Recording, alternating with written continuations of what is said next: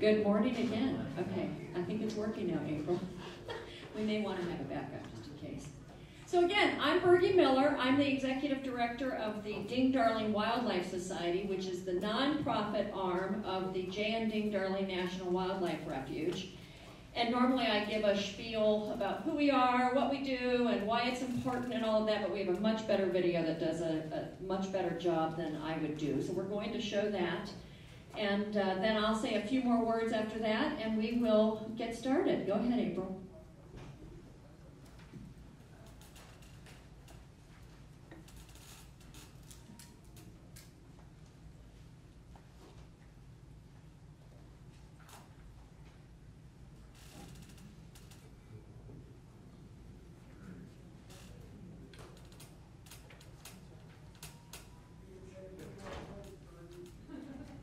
All right, well, this happened last week, and we're going to need someone's help to come up here and make sure it works. So I'm going to give you my spiel. So we are, yeah, you clap now. Thank you, Missy, I appreciate that. It's nice to have friends in the crowd. Before I forget, if you can, turn off your cell phones. I know everybody has, or put them on silent. We have barking dogs and chirping birds and church chimes and all sorts of things, and I think mine's also on, so I'm going to have to turn mine on silent as well. I always forget to tell people that. But as I said, the Ding Darling Wildlife Society came into play because the refuge needed help. You know, they get federal funding, but over the last 20 years, their federal funding has been cut by, I think, 60%. Their staff has been cut by 50%. Yet visitation to the refuge over the last 20 years has increased 66% with nearly 1 million people. When you have nearly 1 million people and thousands of children, it's a shame to lose the opportunity to educate and inspire these people, because without that, they won't want to preserve and protect the spaces around them where they come from around the world, as well as in their own backyard. So we help fill in those gaps. We help raise money for the education teacher. They got that position cut. We helped build the building. How many people have been to the Indigo Trail Scat Walk? All right. The nation's best restrooms. So we're a little weird and quirky, but we do it, and we educate and inspire, and we help fund those things and help the refuge do their jobs even better. So if you're not a member of the Ding Darling Wildlife Society, it also supports lectures like this, our film series, and other programs. We'd love to have you join. You can join up in the back. And if you buy a ticket to the Go Wild for Jeoparding event, you will become a member as well. But the Jeopardy show is a lot of fun. If you do not receive our e-newsletter, Ding on the Wing, that goes out. You can also sign up for that back in the back. And it's just newsy things that are going on with different links and all of that. So if it gets to be too often, just click delete. And you can unsubscribe as well, but then you can't get on very easily. So I just say click delete if you're too busy to read it. But it is a nice little e-newsletter, and we encourage you, if you haven't signed up, to do that as well. We could not do these lectures without sponsors. We have Jeff and Karen Moss are one of our sponsors of this lecture, and thank you, Jeff and Karen. Barbara and Bill Millar, Ashton Kirshner Real Estate. Sarah Ashton is our board president. And we have the Sanibel Carts and Hightower Advisors. So we are blessed to have the sponsors that make these lectures possible. And again, thank you to our sponsors for doing that. And is it ready to go, April? Yep. Okay.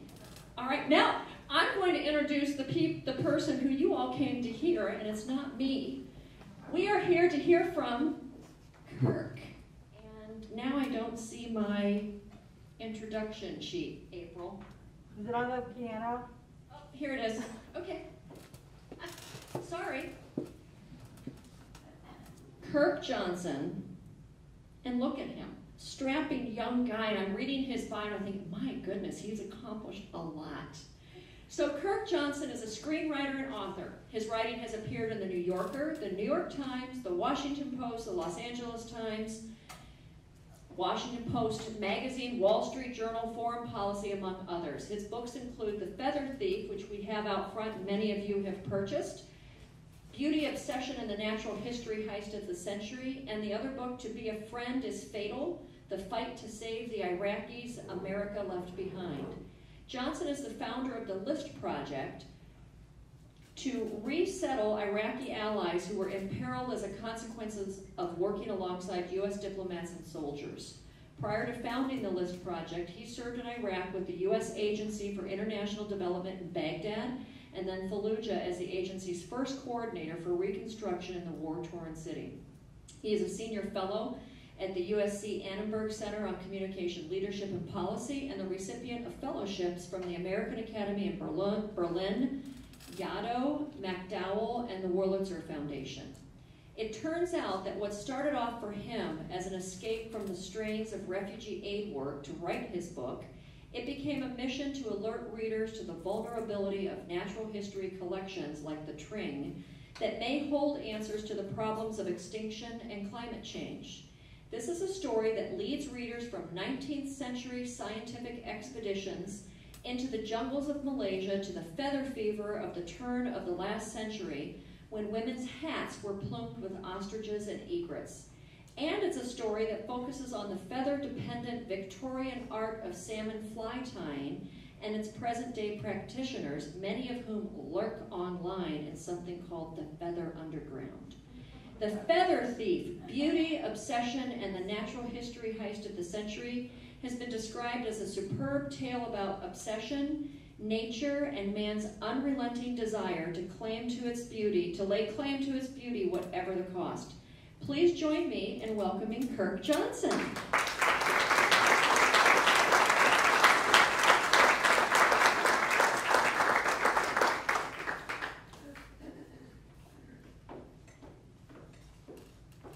Thank you. That was great. I feel like I don't need to do my talk now. It was very thorough. Thank you all for coming. I'm allowed to do this without a mask on, right? Okay. I was warned that there might be some fly fishermen in the crowd tonight. Is that true or not? Yes. All right. Do any of you tie flies? Okay, a few. I've been at some events where, oops, I just breathed on this wire and my screen turned off. I've been at a couple events where some of the people in the book who don't come off very well show up, and I'm alerted to their presence about 2 seconds before going on, and I always tell my wife, like, if you see a red dot on me, just give me a heads up so I know where it's coming from.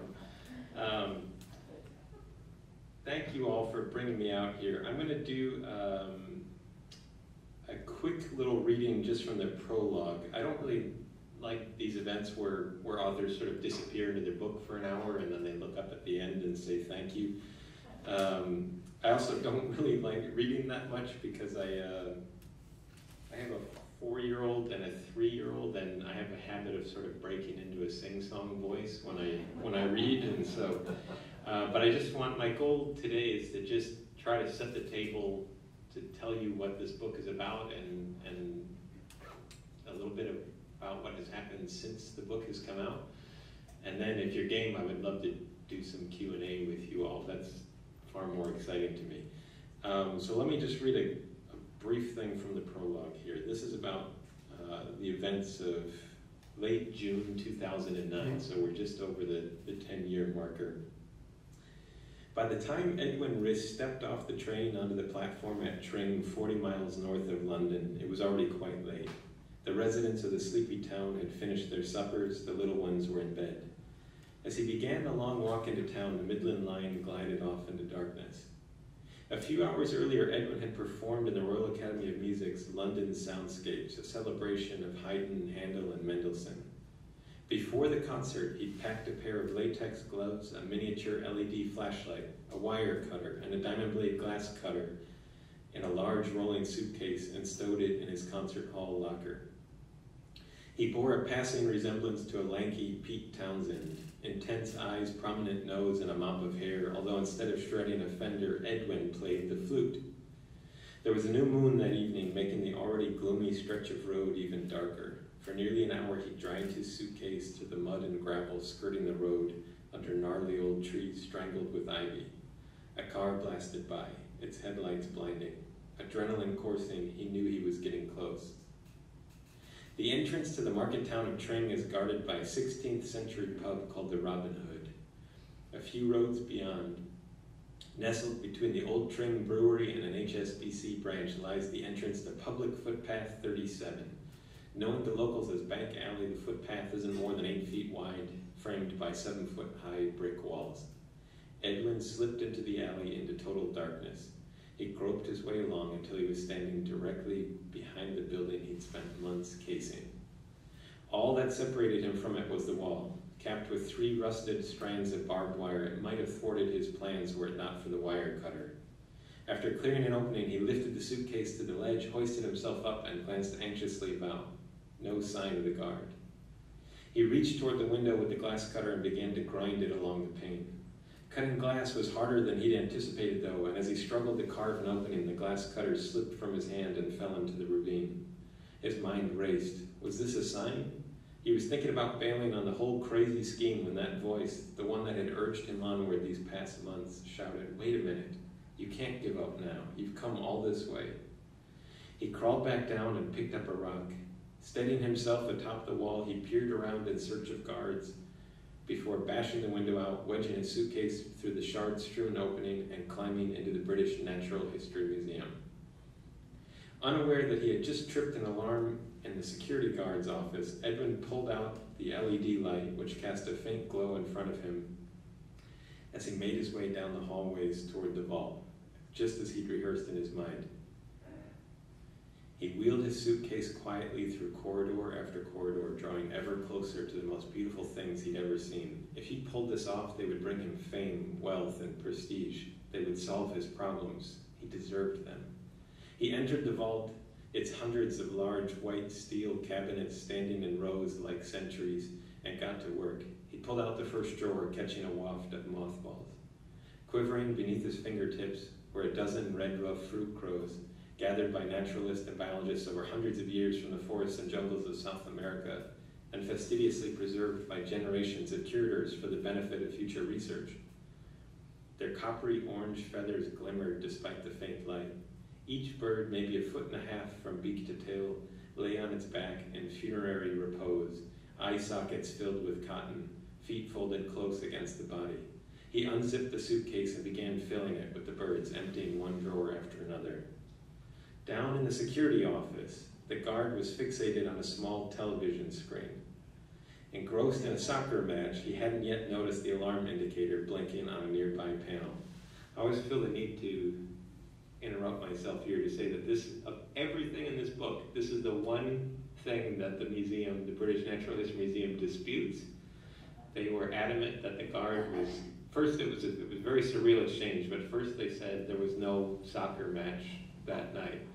So I had to go to all these obscure websites and broadcast history and prove that not only was there a soccer match, but there was a very important one on that night. And then they said, yes, okay, but our guard doesn't like soccer. And I said, well, is he British? I mean, so asterisks there, I received it from 2 different sources, but whatever happened, the guard did not realize that the museum was being burgled at that moment. I'm not under any legal obligation to relay that. I'm just feeling in a good mood and kind to the museum. So Edwin opened the next cabinet to reveal dozens of resplendent quetzal skins gathered in the 1880s from the Cherokee cloud forests of western Panama, a species now threatened by widespread deforestation and protected by international treaties. At nearly 4 feet in length, the birds were particularly difficult to stuff into his suitcase, but he maneuvered 39 of them inside by gently curling their sweeping tails into tight coils. He had lost track of how long he'd been in the vault when he finally wheeled his suitcase to a stop before a large cabinet. A small plaque indicated its contents, Paradise de 37 king birds of paradise, swiped in seconds, 24 magnificent rifle birds, 17 flame bower birds, 12 superb birds of paradise. And just to give you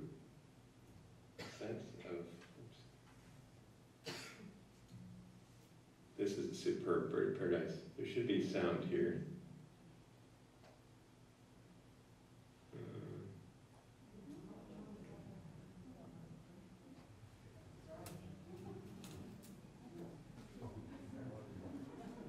Oh, it's too bad we can't hear this sound.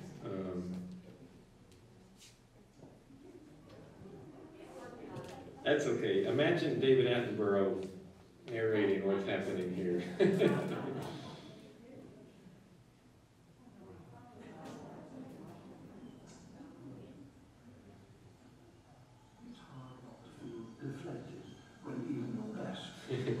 So what Attenborough said there at the end is it's hard not to feel deflated when even your best isn't good enough.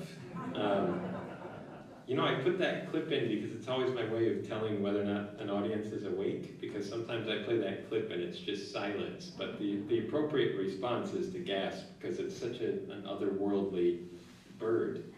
The guard glanced at the CCTV feed, an array of shots of the parking lot and museum campus. He began his round, pacing the hallways, checking the doors, scanning for anything awry. Edwin had long since lost count of the number of birds that had passed through his hands. He had originally planned to choose only the best of each species, but in the excitement of the plunder, he grabbed and stuffed until his suitcase could hold no more. The guard stepped outside to begin a perimeter check, glancing up at the windows and beaming his flashlight on the section abutting the brick wall of Bank Alley. Edwin stood before the broken window, now framed with shards of glass. So far, everything had gone according to plan, with the exception of the missing glass cutter. All that remained was to climb back out of the window without slicing himself open and to melt back into the anonymity of the street. Now, there are two questions that when I first heard about this 10 years ago, the two burning questions in my mind were, first off, why on earth does the British Museum of Natural History have all of these birds? What's the point of this collection? What were they doing there? How did they get there? The British Museum has 750,000 bird skins. These are not like what you would see in the public display where the wings are outstretched. There are 1,500 cabinets spread out over 3 different floors.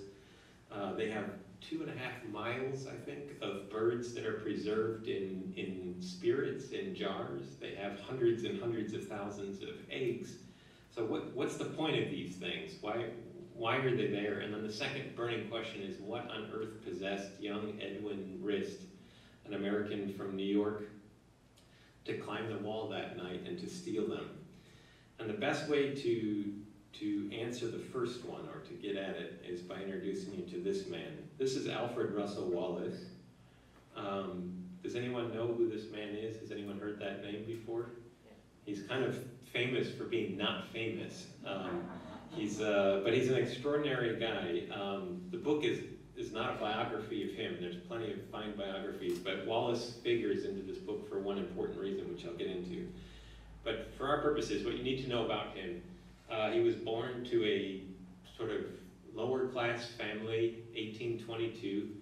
He read Darwin's Voyage of the Beagle and was inspired to follow in Darwin's footsteps in pursuit of the question that was bedeviling all naturalists and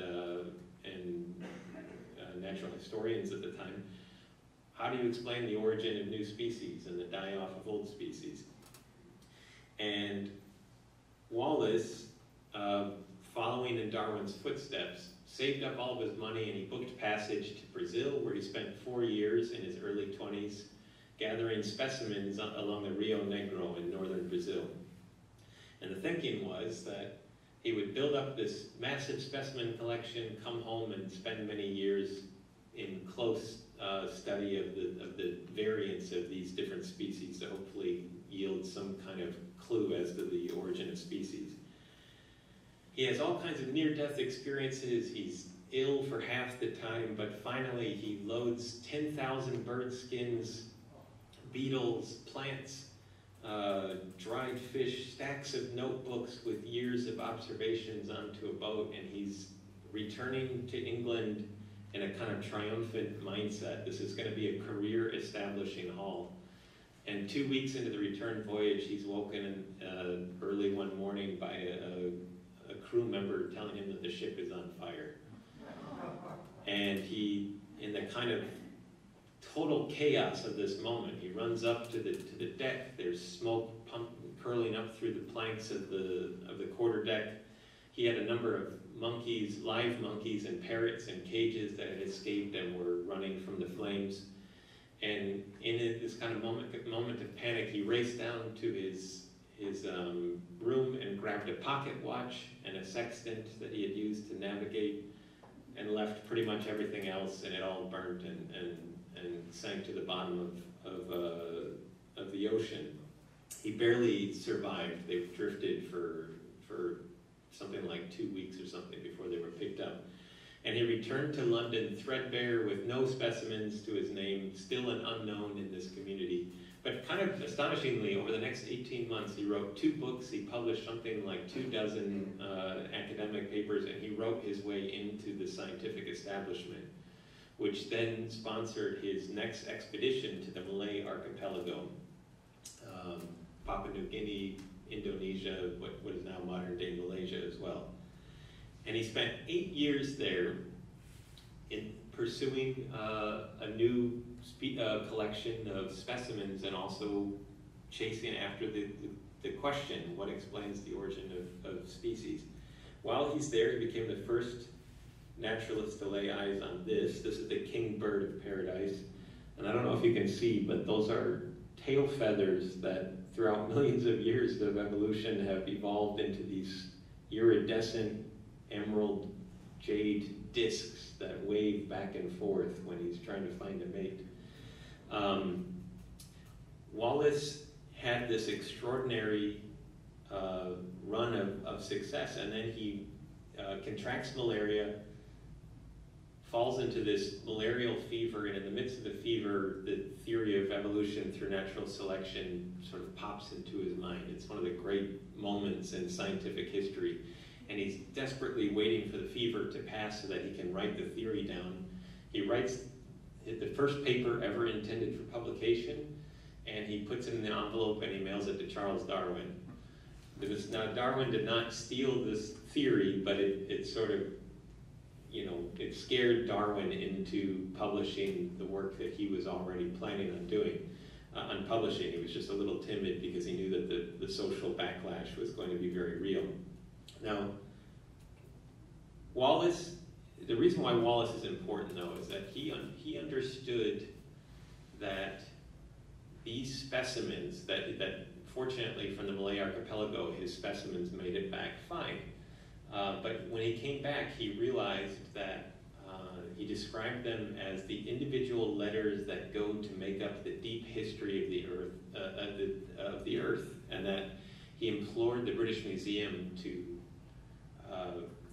protect these specimens, to build this collection, because Wallace understood that these birds and the other specimens that he brought back, that they held answers to questions that scientists hadn't even thought of yet. In many cases, a lot of the specimens at the British Museum had been preserved by curators since before the word scientist was even coined. This was a sort of future trust. It was something that Wallace, with incredible foresight, knew that it was worth preserving this record because the world was changing quickly, and he understood that the threats to these beautiful birds, he described, if civilized man ever laid eyes on these birds of paradise, he will almost certainly destroy their existence by sort of clamoring in. 2 years after Wallace died, the threats to the preservation of these birds began at once. There was something like 200,000 tons of thermite bombs that were dropped over London by German Zeppelins during World War I. In World War II, the British Museum of Natural History was hit 28 times by the Luftwaffe, and this prompted the British Natural History Museum to mobilize a fleet of unmarked trucks, and in the dead of night they secreted out Wallace's birds and Darwin's birds and hundreds of thousands of other specimens to a countryside museum in the town of Tring to save them from the ravages of Hitler's Luftwaffe. And it was there that they all breathed a sigh of relief and believed that these birds were finally safe. They never anticipated that the ultimate threat to these birds would come from an American fly tyer from New York. They survived Hitler, but not a 20-year-old kid who liked pretty feathers. Now, the other thing that Wallace was aware of was not just the threat. He was not aware of the threat of fly tyers, but what he did realize, what was happening already at the time, was this. This was an astonishing history to me that I had no awareness of, and I'm really pleased to be able to give the talk down here because there's an important part to this story that happened down in the Everglades. But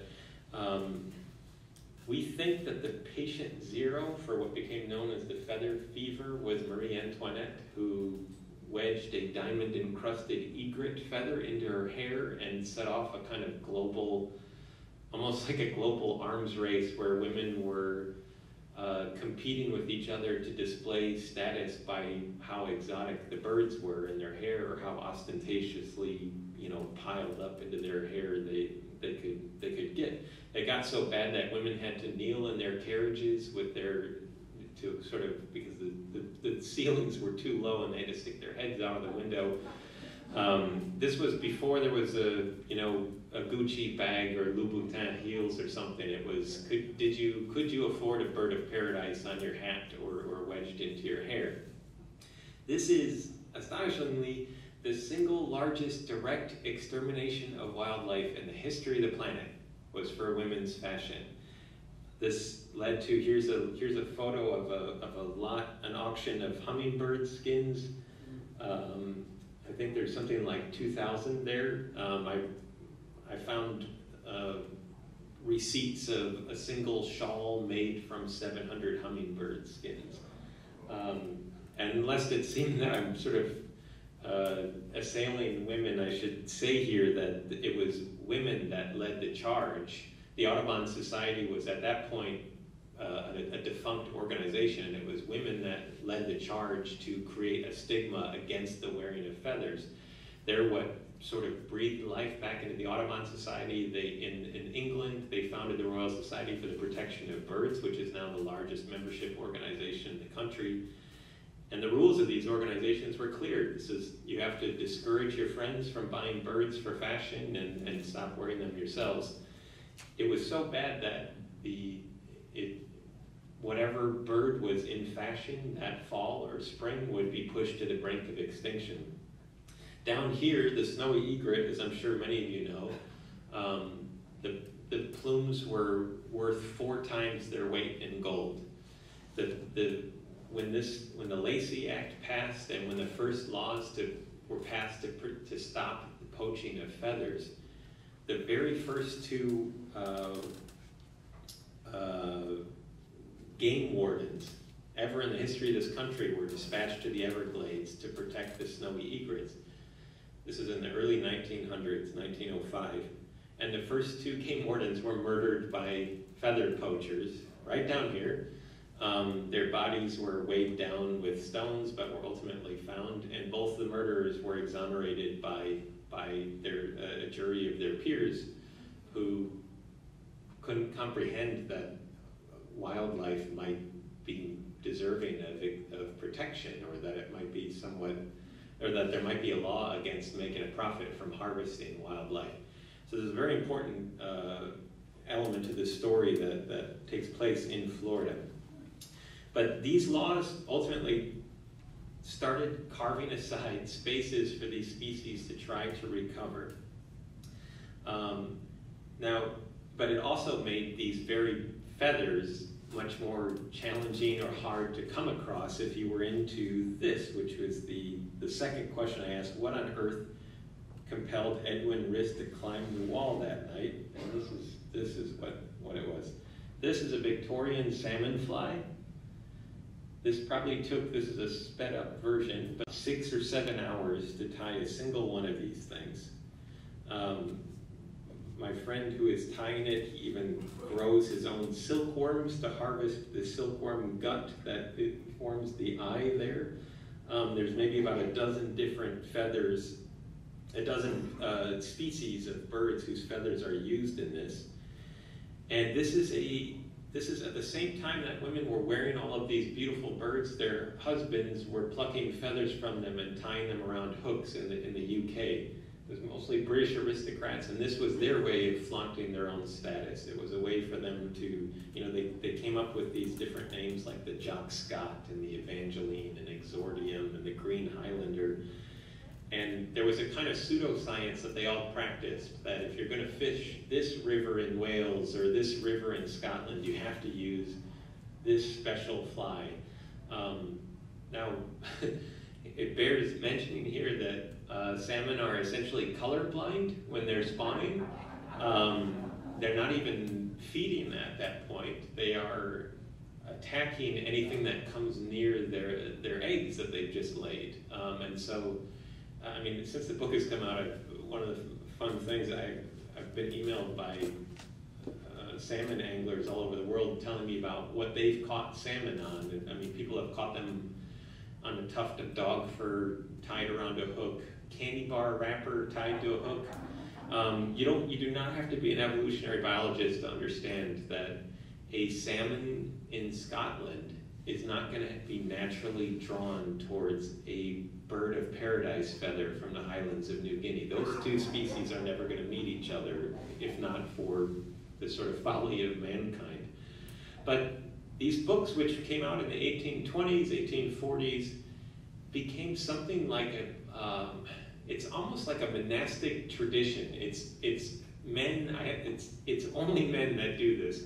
For a long time, I thought I finally found a female Victorian Salmon Fly tyer on Facebook, but it was just her husband using her account to post his flies. But there are these men that look at these recipes, they're called, from the 1840s, and it's a very similar thing about the pursuit of status, but they want to tie the feathers exactly according to how the books present them. But the books are from a period of time before the near extinction of many of these species, when these birds were bountiful and you could go down to London and pick up any of these species you want. And so it became a kind of, there was a hierarchy of those who could afford these rare feathers were the only ones who could tie the hard-to-tie flies. Some of these flies required $2,000 worth of feathers to tie a single fly. The other thing I should mention is that the overwhelming majority of these guys have no idea how to fish. They don't own fly rods and reels. This is just an aesthetic obsession for them, and it's a way for them to, I guess, connect with the world that is gone now. But I always feel the need to jump in and say that all of this is ultimately BS. There's no connection to nature. I fish for trout regularly. Trout flies are very drab, tiny little things that look exactly like insects. And the whole point of fishing with them is that you're connecting with the aquatic life cycles that are happening at that point in time, and you won't catch trout if you don't understand what's happening in nature. With salmon and with this stuff, none of this has any connection to nature. This is just wasting money on shiny things and then bragging about it. I'm being a little reductive, but now Edwin Rist was 10 years old when he was walking through the family living room, and his dad was watching an Orvis introductory video on fly fishing. And at that moment that he walked through the room, the instructor was demonstrating how to tie a fly, and he was doing something called palmerine hackle, but where you take a simple chicken feather and you tie it to the shank of the hook, and when you wrap it around, every one of those little fibers and filaments of the feather splay out around the shank of the hook. And when you're fishing with it, this is for trout, those little fibers can help the fly sit on the top of the surface so they can mimic the legs of an insect. But for Edwin, he was completely transfixed by this transformation of something totally ordinary, a chicken feather, into something completely extraordinary. And he raced out of the basement and started looking for hooks and thread, and he ran to parents' room and started pulling feathers from his mom's pillow, and he started tying these flies. His parents, who were homeschooling him, did what I think any of us would do with a precocious kid, and they fed that interest. They signed him up for fly tying classes at the local fly shop. At this point, they were living in Hudson Valley. And within a couple years, Edwin was competing in fly tying conventions and competitions throughout New England.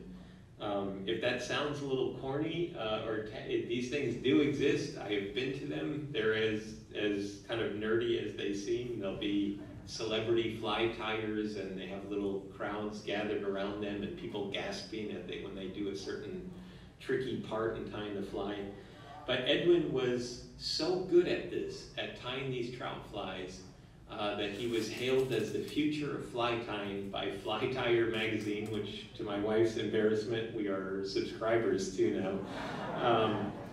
And he was at one of these shows, though, and he stumbled across the booth of a Victorian salmon fly tyer, which he had never seen before. He had only seen those tiny little drab-looking trout flies, and all of a sudden he's staring at a fly that's 2+ inches big, and it's got all these beautiful feathers. And right away, he knew that that's what he wanted to do from that point on. He didn't want to tie the trout flies anymore. He throws himself into this head first. He's splitting logs at his neighbor's yard to save up $5 an hour so that he can buy a single inch worth of feathers from the Argus pheasant. His whole life revolves around two things: saving up enough money to buy a couple feathers, and then the other half of his life was that he was a virtuoso flautist. And so he was, as good as he was at this, though, he was sort of, his passion at tying flies was almost always defined by what he couldn't possess. He would read these recipes in these 150-year-old books, and he would long to tie these flies that he knew he had the talent to tie them, he just didn't have the materials. And so whenever something popped up on eBay, he was always being outbid by older men who had disposable income. There's an alarming number of dentists that do this for some reason. I think it's because they're used to working in tight spaces, and I have no clue. One of my biggest antagonists was a dentist that ended up flying to England to buy some of these birds illegally. And he's furious that I discovered that. But so Edwin gets into the Royal Academy of Music in London, one of the best musical institutions in the world. And on the eve of arriving to London, he gets an email from one of his mentors in the fly tying community telling him that he has to go to the British Museum to see these birds. He lies to the museum, tells them that he's a student photographer who needs to take photos of Wallace's birds of paradise. They give him access to the main collection. And while he's there, he takes photographs of the birds, but he also starts taking photographs of the location of the cabinets in which each of the species are in, and then of the windows and the hallways, and he's building a kind of visual map. And as soon as he left the building that day, he realized that he was going to go back and take them. And I asked him in an interview, it took me 4 years to get him to agree to an interview, but I asked him to describe that moment when he first pulled these drawers open, the first time laying eyes on all of these birds that he had coveted for so long, and this is what he said. At that point, it's mostly sort of a shock of just what is actually there, For somebody, for many people, it's very strange to say, oh, I saw a pile of birds, dead birds, and oh, it was amazing. It's a very strange thing. And to find a good comparison, if you go to Fort Knox, for instance, if I put a gold brick on the table, it's really impressive. It's like, wow, that's really cool. And there's the shock value of that, and there's the understanding, wow, this is really valuable. This is something which is beautiful. If you go into the vault, it is a drastically different feeling. experience to putting the gold brick on the table. And I mean, for a fly tyer, for a classic salmon fly tyer, for somebody who understands the feathers and who sees the potential in them and who really has a passion for them, I guess you can call it obsession. I mean, I don't like to use it because it sounds like a negative term. And perhaps maybe it is a negative feeling towards it, but that overwhelming, wow, what have I just seen, feeling was all that I had. I remember it to this point because it was just so extraordinary. And the sad thing is well, most people have no idea what that feels like. So I don't want to get into the whole TikTok of what happened next, but he did go back after about 9 months of planning. He successfully stole 299 of these specimens. Some of them were the very ones collected by Alfred Russel Wallace. He brought them back to his dorm room. I don't know if is my mic back on. He brought them back to his dorm room, spread them out on his bed, said he felt like the richest man on earth. And then over the next 15 months, he began to chop them into bits and put them into little Ziploc baggies and sell them throughout what I jokingly call the feather underground. But because he was so embraced by this community, they all knew, it was very easy for him to find customers. And he had, as I said, men flying from all over the world, ordering these things online from him. All of these grown-ups never thought to ask, or maybe didn't want to ask, how it was that a 20-year-old college student suddenly had $1 million worth of dead birds in his dorm room. Even though they all knew about the heist, they just, I guess, couldn't bring themselves to connect these two very close dots.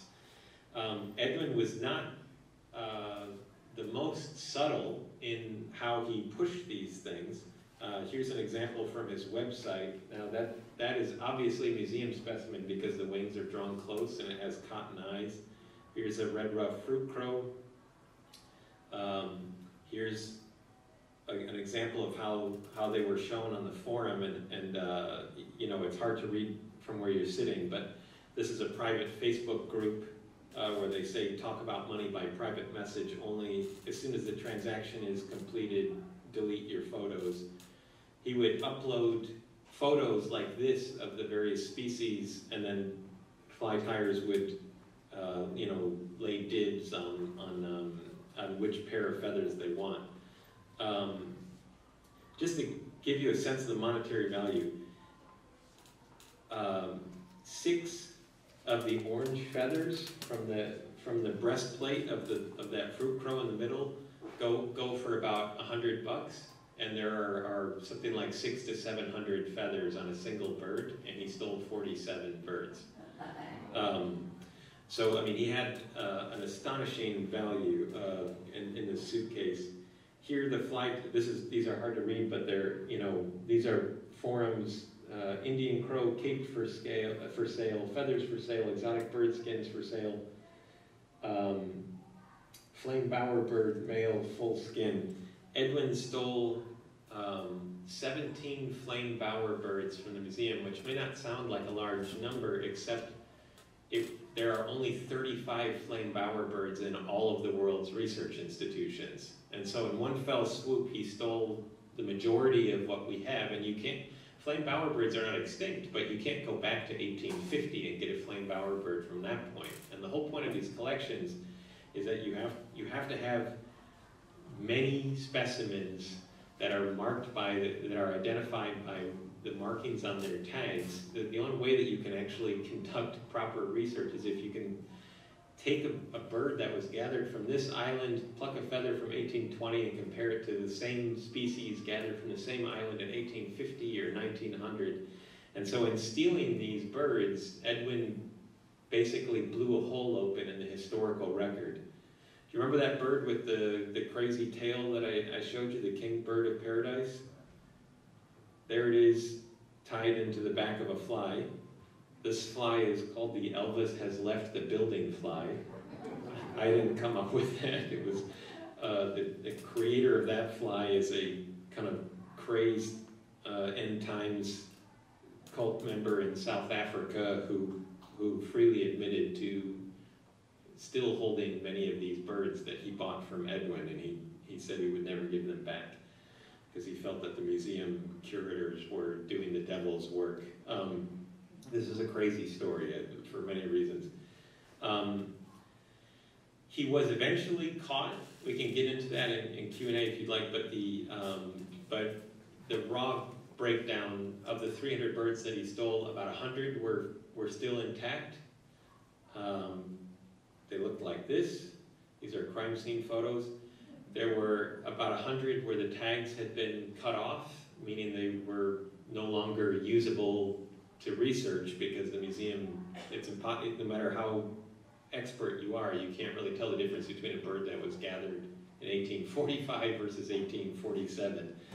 If it's the same species. And then the other third was they found bits of birds chopped up into little pieces or just missing.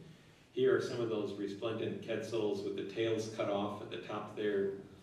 I mean, this was a pretty egregious, when this went to trial, the head of the British Museum described this as a catastrophic theft from humanity.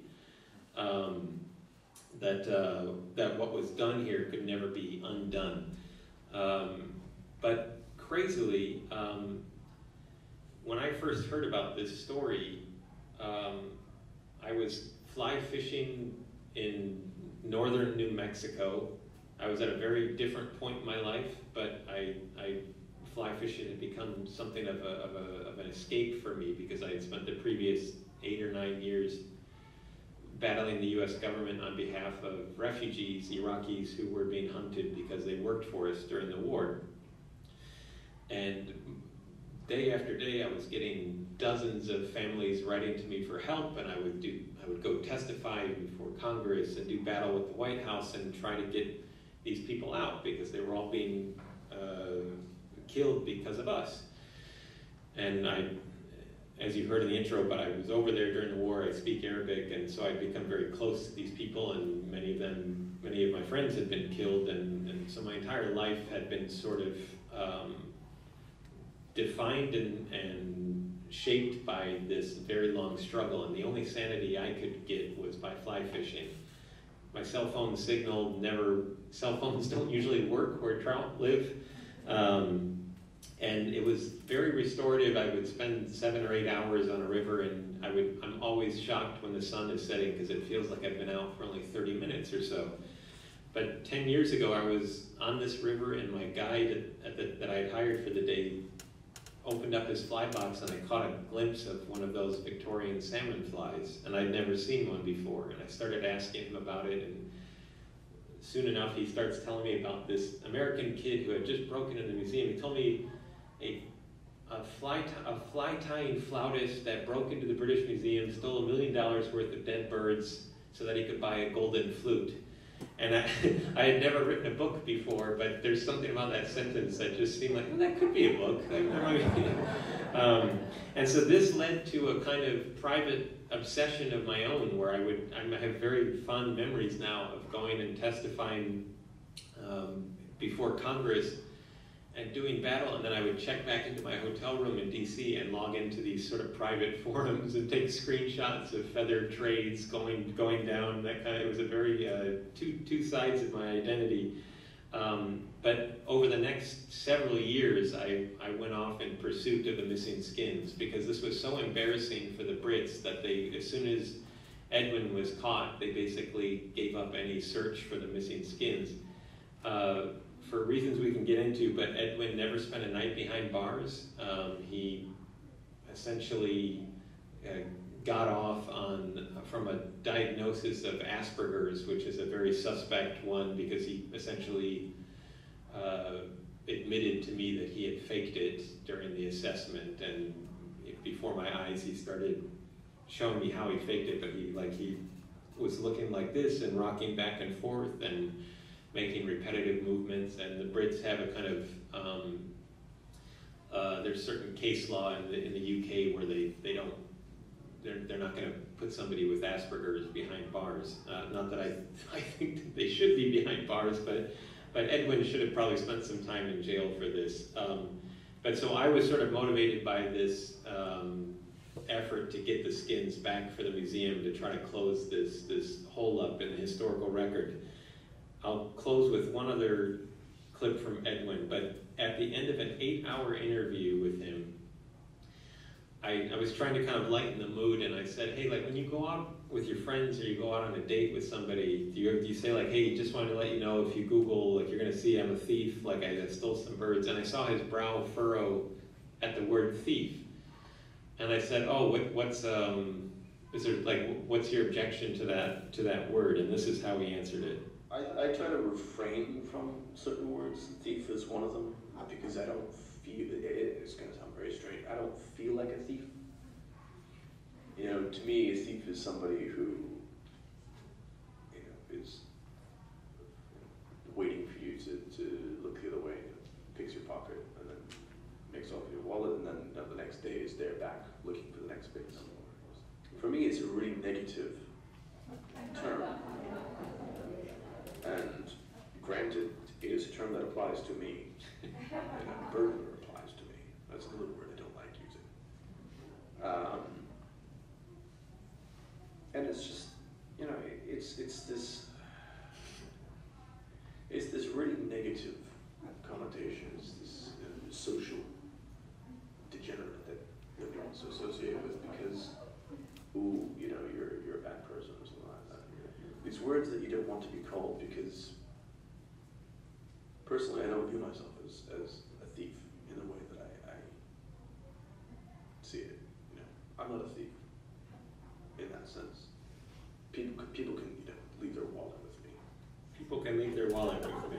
I'm not a psychologist, but I think the word for that is compartmentalization.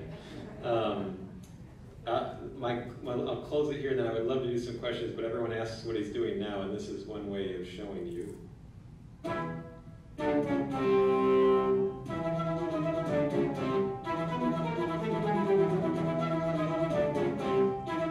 This goes on for 7 minutes. I'm not going to subject you to it. That is Edwin playing a heavy metal flute rendition of a Metallica song. It has something like 1 million views, although to be fair, I think like 200,000 of them are from me. So, but he basically totally got away with this. Even after admitting his guilt and receiving a suspended sentence, he was awarded a degree from the Royal Academy of Music. I'm sure if we went around this room, like we could come up with some stories of people who have committed far less significant crimes who have suffered worse consequences than that. And he's performing in chambers and symphonies throughout Europe under a different name now. So I hope that's enough of an overview of the book for you. I have some more pictures we can dip into, but I would love to just do some questions if you guys have any. Yes? What did you think of the title of your book? What did you think of the title of my book? You know, I don't think that he enjoyed the book very much, but he didn't dispute any of the facts in the book. There was I had at one point late in the book, in a moment of kind of self-doubt, I wrote about how I sometimes wonder if maybe Edwin fooled me and that maybe he's got all the missing birds, you know, in a storage locker outside of Berlin somewhere or something. And he was offended at the suggestion that he, the feather thief, might still have some of the feathers that he stole. But there's also an interesting thing in that. I mean, my wife, who is a lawyer by training, she still to this day is shocked. I'm shocked too that he ever agreed to an interview, but I think the ultimate reason why he did was just the thing that does most people in the end, which is vanity and ego. And I think he wanted to see what I knew about him and what I didn't know, and it was a formidable interview. I mean, I have extended family members who do have Asperger's. I'm not a clinician, but there was not. I mean, he would see my brow furrow just the slightest bit in the middle of an answer, and he would tell that I wasn't satisfied, and he would change it up on the fly. He would read the subtext of my questions many moves in advance. It was a really challenging interview. Another reason why it was made challenging was that my wife and I had just gotten married. We were trying to get pregnant, and I thought it'd be fun for her to come along to this interview. But a day or two before we got on the plane, it occurred to me that as much as I knew about what he had done at the museum, I didn't know anything about him personally. I didn't know if he was prone to rage or if he was a violent person, and I wasn't very concerned. And if it had just been me, I feel like I've had enough training from my Iraq days I felt like I could handle a fly tire. But with my wife there, I thought even if there's a 5% chance of something happening, I should mitigate that. And so I went on to Yelp Dusseldorf and I searched for bodyguards. And I had a 6'4" bodyguard named Klaus hiding in a hallway during this entire 8-hour interview. And the plan was that he had a walkie-talkie, we had one, and we would just have to squelch the walkie-talkie and Klaus would come barging in. And at this critical moment, because I was so focused on the interview, I had my wife hide the walkie-talkie under a couch cushion next to her. And at a critical moment when he was telling me how he had faked Asperger's during the diagnosis, I look over kind of in shock at my wife to see, like, can you believe this? And we were both so jet-lagged, but I look over at my wife and she's fast asleep on the couch. And the walkie-talkie is just out in plain sight. So now if you listen to the audio, there's this really kind of panicked moment where I'm like, I start coughing loudly to try to wake my, because I don't want her to squelch it and Klaus to come in and ruin the interview at a key moment. Anyways, needless to say, Edwin and I are not best friends or anything now, but there is a part of me that sometimes wonders if he's, excited that because the book is in like 15 languages now. They're making a movie out of it, so I'm sure he's some part of him that likes it. Yes. Two questions. First question is, did he release you from using the audio? So I can use the audio when I'm talking about the book. I wasn't allowed to use it for putting it on NPR or something like that. But yeah.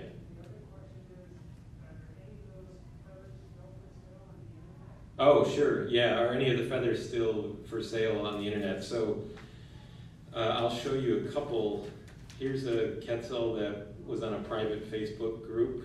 I took this a while ago, but this just shows you, I'm sure if you go on eBay today and just type in quetzal feathers, you'll find there's a couple of the worst offenders, but that's $144 for those. And at the time I took the screenshot, there's 13 bids. These are all after the heist. Here's an example of how they post them. There's 5 species of Katinga laid out on a tuft of polar bear fur. This is all about sort of, a kind of garish display of what you have. Here's a number of the breastplates of the Indian crows, the red-ruffed fruit crows that have been severed. You can see they've all been cut from here, and then the flies are resting on top of the breastplates that they were made out of.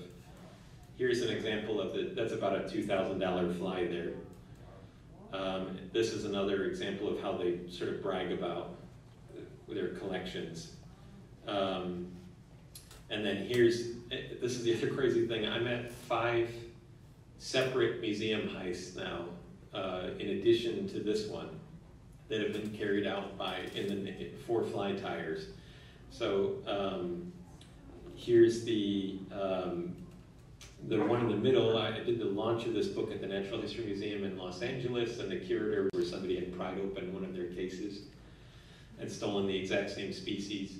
there were 2 museums in Germany that were hit by another American fly tyer who was posing as a pest control operator, and he would go in and spray for bugs and then slide these tens of thousands of dollars of birds into his coveralls.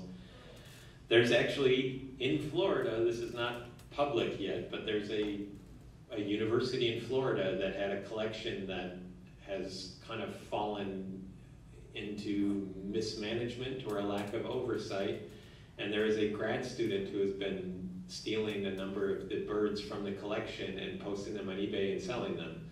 And so I'm in touch with all of these ornithologists and people in the community because they're all trying to figure out what to do, and it's a similar thing. The museum is embarrassed and they don't want people to know about it. But at the same time, once these things get sold onto this community, they're gone. Yeah. Yes? Is it not illegal for them to do that? To sell them on eBay? Yeah, I mean, if they've stolen it, it is of course illegal. There is a big gap in law enforcement in that I spent so much time trying to get Fish and Wildlife and the other enforcement agencies to pay attention to this, because not all of these birds are on the endangered species list, but some of them are on the CITES list, where which is the Convention Against the International Trade in Endangered Species, and where the bird might be doing fine or thriving, but it's thriving because of these conventions and these treaties, and so. But the fly tyers a lot of them have,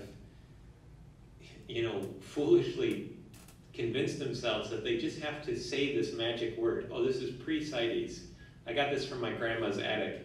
And then they've somehow sidestepped the law, and they get to now sell them. But even if you did get this from your grandma's attic, and even if you did own this, you're legally allowed to own it, but you're not allowed to sell it. And so, but these guys, I mean, they know what is legal and what is not legal, and I've been to these fly tying shows where they'll have the legal birds for public display, and then most of the action happens in hotel rooms or in hotel bathrooms, where, I'm not kidding, it's like silver valises and people browsing through these things. So no, it still happens. I did finally get the government to open an investigation. I'm a confidential informant, but I'm the least confidential one there is, because everyone's going to know it was me because of the book. But I got them to open this investigation in the final weeks of the Obama administration, and then it was killed during the Trump administration. Yeah. Okay, last question. The New York State Museum has a large collection of birds too, and all of their old birds were treated with arsenic powder.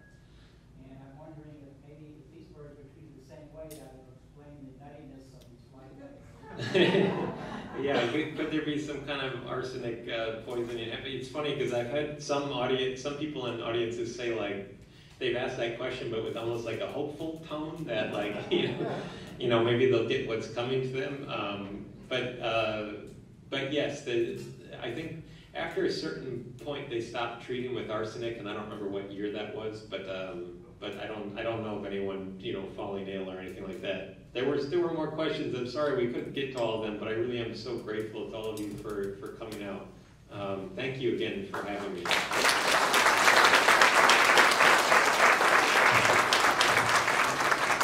Okay, that was really fascinating. And if you haven't purchased your book, you can still buy some books back in the back. They're also available at the Nature Store at the Refuge. We also have the 2250 Periwinkle location. But Kirk, thank you, because it takes people like Kirk to tell stories that we could never tell. I'm glad you became obsessed with that, because it's an amazing story. I mean, it sounds like fiction, but it's true. And it's so important that we all do our part, and this is a huge part, and it takes everybody working together to make a difference. There's no one group or one person or one organization who can do it all, and it takes people like Kirk who can tell this story and do the kind of research, and people like all of us to be heard and talk to our congressmen and elected officials in Washington and all of that. So thank you for being here. Thank you for caring. And this is our last lecture of the season. Thank you, Jeff and Karen, again for your sponsorship of this lecture. But Kirk, thank you for what you're doing and telling the story here and making it turn into so much more. I mean, 7 different languages, and the film will get it out that much more as well. So we appreciate Kirk's fine writing ability. So thank you, everybody, for coming, and thank you for supporting the Refuge.